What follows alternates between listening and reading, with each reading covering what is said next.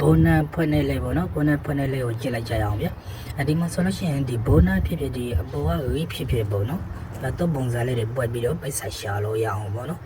တတိထားမှာဒီနှစ်ခုကိုဖွဲ့လိုက်ပြီဆိုလို့ရှိရင်တနေ့ကိုပုံမှန်ပို့တပို့ရဲ့နောက်ပြီးတော့ဗီဒီယိုတစ်ပေါက်လောက်အနည်းဆုံးတည်းပေးရမှာပေါ့နော်အဲ့ဒါတော့အမြဲတမ်းလောက်ဖို့လိုတယ်အဲ့ဒါဆိုလို့ရှိရင်ဘောနာကိုနှိုက်လိုက်မယ်ပေါ့နော်ဘောနာကိုနှိုက်လိုက်တာနဲ့ဒီလိုပေါ်လာမယ်ပေါ့နော်အဲ့ဒီမှာ I am targeted ဆိုတဲ့နေရာလေးပေါ့နော်အဲ့ဒီ I am targeted ဆိုတဲ့နေရာလေးကိုနှိုက်ပေးလိုက်ရမှာပေါ့နော်I am targeted ဆိုတဲ့နေရာလေးကိုနှိုက်ပေးလိုက်တာနဲ့ရောက်ပြီပေါ့နော်အဲ့ဒါနှိုက်ပေးလိုက်ပြီးလို့ရှိရင်ဒီ submit target ဆိုတဲ့နေရာလေးကိုနှိုက်ပေးလိုက်ပေါ့နော် submit target ဆိုတဲ့နေရာလေးကိုနှိုက်ပေးလိုက်တာနဲ့ဒီ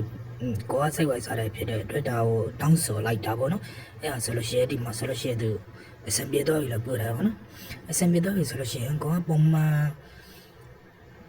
ဒီဗီဒီယိုဒါမှမဟုတ်လို့ရှိရင်ဒီစာတွေပို့တွေဓာတ်ပုံနဲ့တန်ပေးလို့ရှိရင်ပိတ်ဆိုင်ရပြီပေါ့နော်ဒါပေမဲ့ကိုယ်ပိုင်ဓာတ်ပုံနဲ့ကိုယ်ပိုင်ဗီဒီယိုတွေကိုယ်ပိုင်ရေးတွေကိုပဲတဲပါအဲ့ဒါအကြံပေးရှင်းပါတယ်ဗျာ